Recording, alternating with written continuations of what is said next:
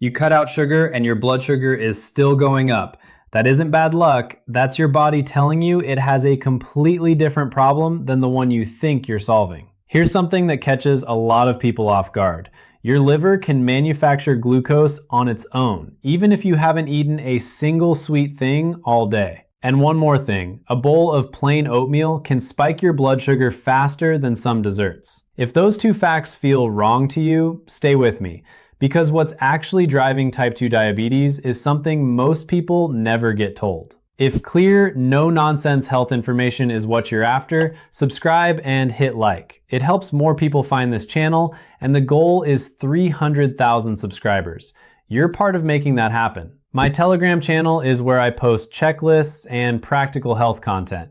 Scan the QR code on screen right now to find it. Let's start with the big misunderstanding. Type 2 diabetes almost never starts with sugar. It starts in your liver, in your muscles, and in the way your entire metabolism handles energy. The sugar focus has sent millions of people in the wrong direction. They cut the candy, they feel virtuous, and meanwhile, the real problem keeps building quietly in the background. Some people even swap sugar for things they believe are healthy: oat crackers, dried fruit, honey, instant oatmeal, and then they can't understand why their numbers still aren't improving. From your body's perspective, it doesn't matter whether something tastes sweet. What matters is how fast it turns into glucose and how well your liver and muscles can handle that glucose when it arrives. That's the real question. There's a documented pattern in primary care that captures this perfectly. A woman in her late 50s, let's call her Carol, hadn't touched candy or soda in years. She ate oatmeal every morning, snacked on bananas and raisins, and had a glass of orange juice with breakfast. Her doctor flagged prediabetes at a routine checkup. Carol was honestly confused, but from a metabolic standpoint, her diet was sending a constant stream of fast glucose to a liver that was already overloaded, and her insulin was chronically elevated. The sugar wasn't in her candy bowl, it was in her healthy routine. The word you need to understand here is insulin resistance. Insulin is a hormone your pancreas makes to help glucose get from your blood into your cells. It isn't a bad thing. It's a normal and essential part of how your body runs on energy. The problem develops when your cells stop responding to insulin properly. Think of it this way. Insulin is a signal your cells are supposed to hear. When everything is working well, the signal arrives, the cells respond, glucose moves in, and blood sugar returns to normal. With insulin resistance, the cells go partially deaf to that signal. Your pancreas compensates by sending more insulin, and chronically high insulin is what drives fat storage, increased hunger, energy crashes after eating, rising blood pressure, and a fatty liver. You can remove every piece of candy from your kitchen and still run high insulin all day if you're eating bread, white rice, potatoes, pasta, sweetened yogurt, juice, or bananas on a regular basis. Because all of those raise blood glucose quickly enough to keep triggering that same insulin response. Now here's the mechanism that rarely gets explained plainly. Your liver produces glucose on its own. It does this around the clock to make sure your blood sugar doesn't drop dangerously between meals. That's a healthy, necessary function. But when the liver becomes overloaded, especially when it's accumulated fat,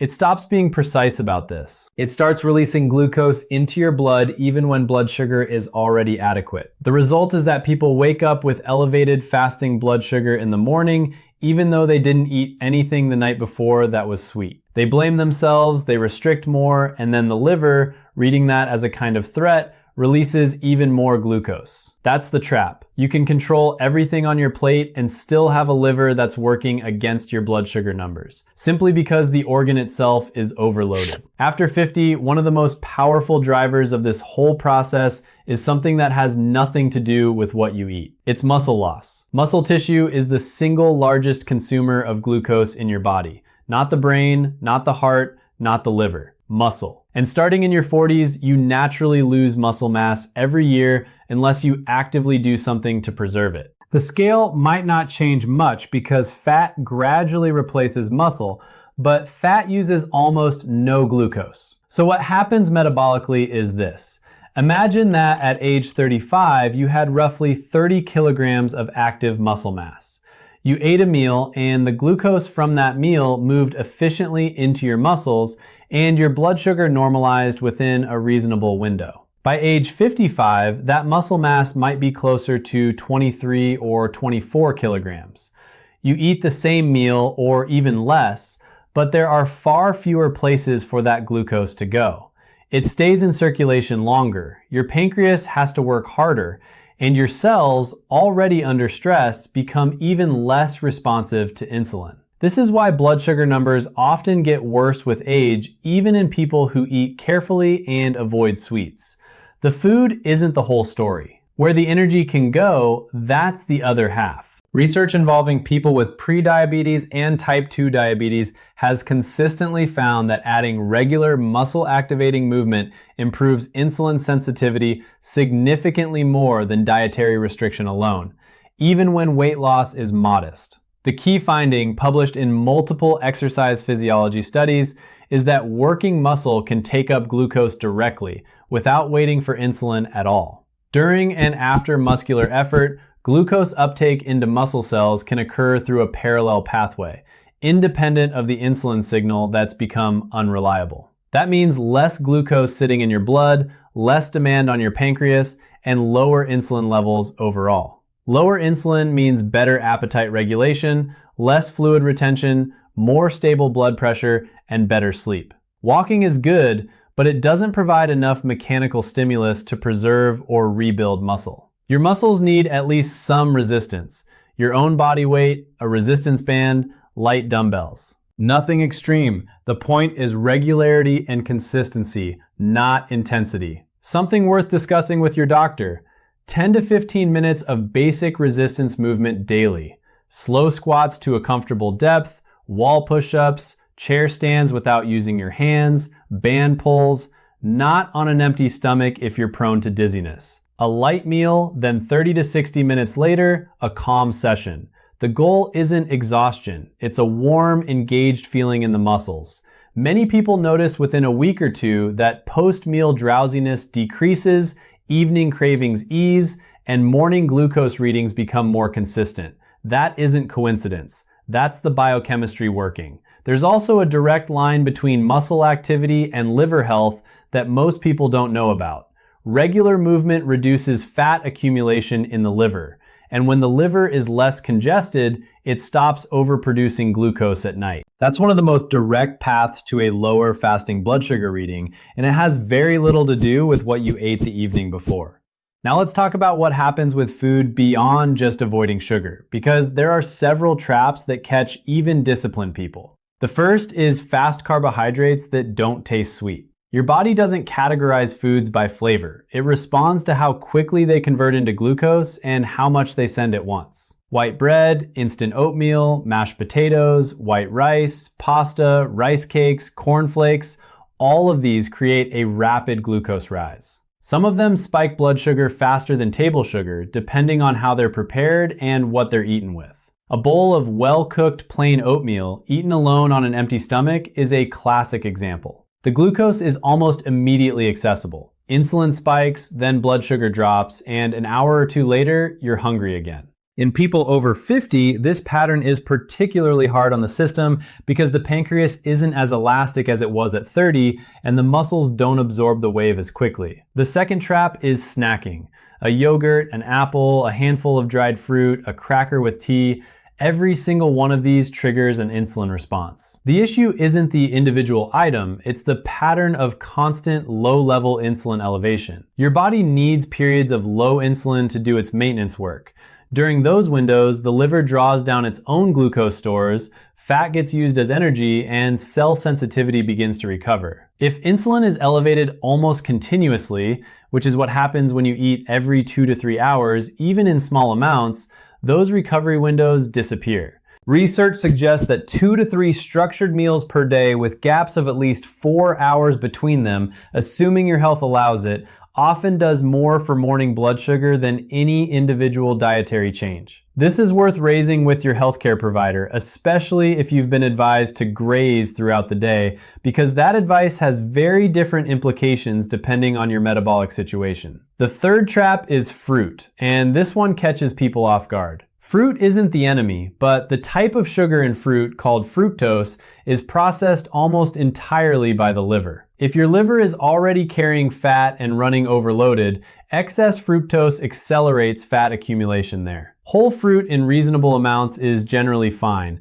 but juice, smoothies, dried fruit, and very large servings of high sugar fruits like bananas and grapes bypass the natural brake on fructose absorption. The concentration is too high, it arrives too fast, and a stressed liver converts the excess into more fat. People who eliminate candy but drink a daily glass of juice, snack on dried mango, and eat 2 bananas a day are often honestly confused when their numbers don't move. The liver doesn't know you're being healthy, it only knows what it's receiving. The practical takeaway from all of this isn't a longer list of foods to avoid. It's a shift in structure. Protein and fiber slow glucose absorption. When you combine carbohydrates with a meaningful protein source and some fat, the glucose rise is slower, flatter, and easier for your body to manage. The same oatmeal that spikes your blood sugar when eaten plain behaves very differently when it's eaten alongside eggs, cottage cheese, or full-fat plain yogurt. The same potato that creates a glucose spike as mashed potatoes creates a much gentler response when it's eaten cold or in a firm, solid form alongside vegetables and protein. This isn't about perfection, it's about structure. Every meal should have a protein anchor, carbohydrates should come with a buffer, and the eating window of the day should have defined pauses.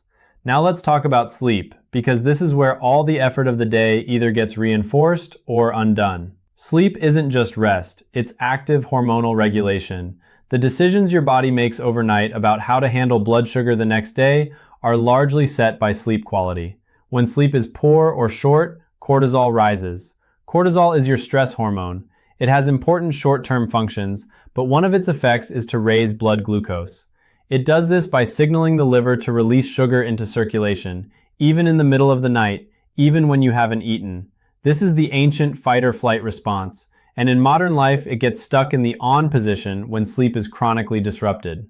After 50, sleep architecture naturally changes. Lighter sleep, more frequent wakings, early morning arousal. Many people in this age group describe waking at 3 or 4 in the morning with an alert or anxious mind and being unable to return to sleep. From an endocrine perspective, this often coincides with a cortisol and glucose surge. It's one of the most common explanations for why fasting blood sugar in the morning is higher than blood sugar readings taken during the day after meals. There's also the hormone leptin, which controls your sense of fullness, and its counterpart ghrelin, which drives appetite. Poor sleep suppresses leptin and raises ghrelin. The result is that the next day, your hunger is stronger, especially for fast carbohydrates. This isn't a willpower problem, it's a hormonal one, and it creates a cycle. Poor sleep drives carbohydrate cravings, which raise insulin, which disrupts the next night's sleep, which drives more cravings. Breaking the cycle starts with treating sleep as a medical variable,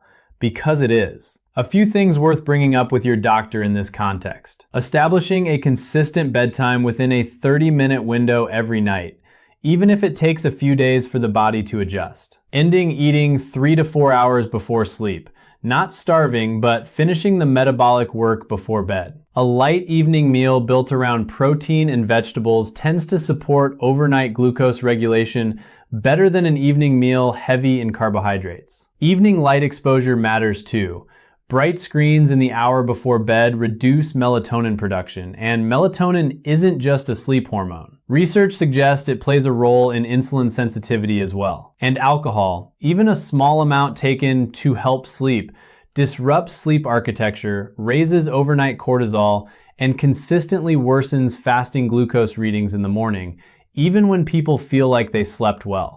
There's a layer beneath all of this that often holds the final piece of the puzzle: chronic low-grade inflammation and the condition of the liver. Not inflammation that causes pain or fever, but a slow background inflammatory state that quietly impairs insulin signaling year after year. This is what often underlies type 2 diabetes in people who are doing most things right, but still can't stabilize their numbers. The liver, as we've covered, is the central regulator of blood glucose. When it's healthy, it manages this with precision. But fatty liver disease, and this is important, doesn't require heavy alcohol use or significant obesity. It develops commonly in people of normal or mildly elevated weight, particularly after age 45 to 50, as a result of years of elevated insulin, frequent eating, excess fast carbohydrates, and fructose overload. A fatty liver becomes insulin resistant itself. It stops listening to the signals telling it to hold back on glucose output.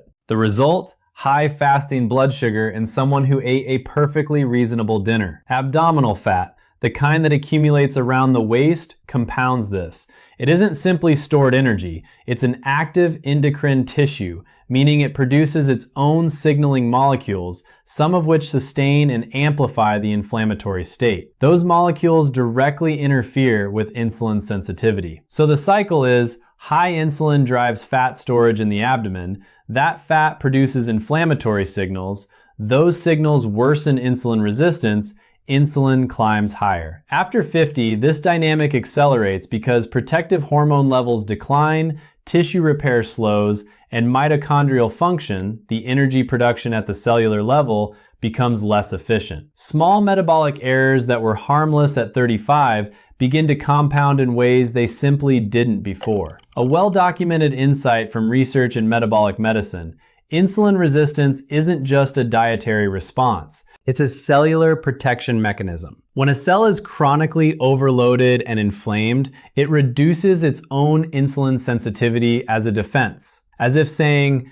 I can't accept anymore. Dietary changes alone often produce limited results until the underlying inflammatory load begins to come down. The conditions for that are practical and unglamorous. Regular windows of low insulin, adequate protein to support muscle and reduce inflammatory signaling, omega-3 fatty acids from sources like fatty fish, salmon, mackerel, sardines, 2 to 3 times per week. And consistent, gentle physical activity, not sporadic, intense bursts. Studies in exercise immunology have consistently shown that frequent, moderate movement reduces chronic inflammation, while rare, intense sessions can temporarily increase it. One more factor, one that almost never comes up in clinical conversations, but has a direct biochemical effect on blood sugar. Chronic stress and the state of the nervous system, not emotional sensitivity or personal weakness, the actual physiological state of a nervous system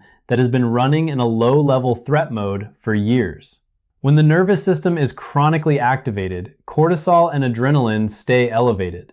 Their job is to make glucose available fast. So the liver releases sugar into circulation, not because you ate anything, but because your body thinks it needs emergency fuel. A person can eat correctly, sleep reasonably well, and exercise regularly, and still run elevated fasting glucose because the internal stress signal is keeping the liver on high output.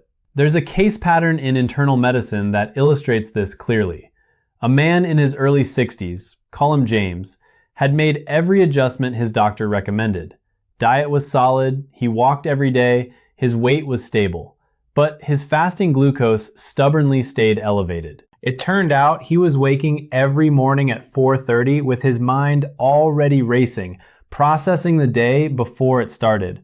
That early cortisol spike was driving a reliable morning glucose dump from his liver. When he started addressing the nervous system directly, consistent bedtime, a brief wind-down routine, limiting news intake in the evening, his morning readings improved measurably over the following 6 weeks. Not because he changed what he ate, because he changed the signal his nervous system was sending to his liver.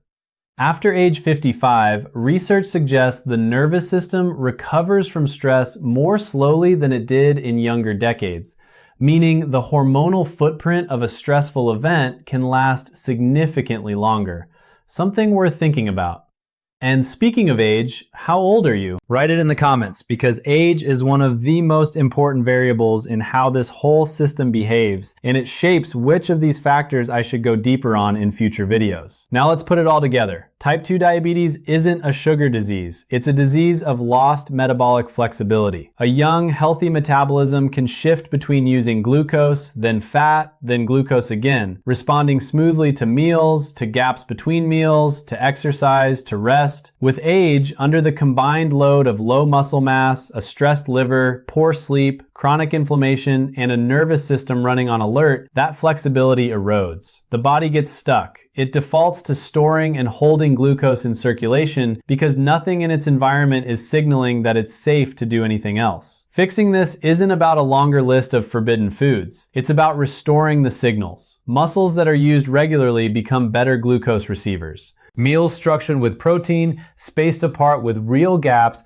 reduce the insulin burden. Sleep treated as a non-negotiable metabolic event resets the hormonal pattern overnight. A liver that gets periods of low insulin starts drawing down its fat stores and becomes more precise in its glucose output. A nervous system that regularly receives a safety signal through calm, through stillness, through predictable routine, stops flooding the liver with glucose release commands. When these 5 elements work together, insulin sensitivity improves. Not through restriction and white-knuckle discipline, through consistency and predictability. There's an important clinical observation worth mentioning here. In people who focus on building rhythms rather than enforcing restrictions, HbA1c, that's the lab value that reflects your average blood sugar over the past 2 to 3 months, tends to improve even without dramatic weight loss. Because what's changing isn't the number on the scale. It's the quality of how the body manages energy. That's the real metric. Here's the practical takeaway.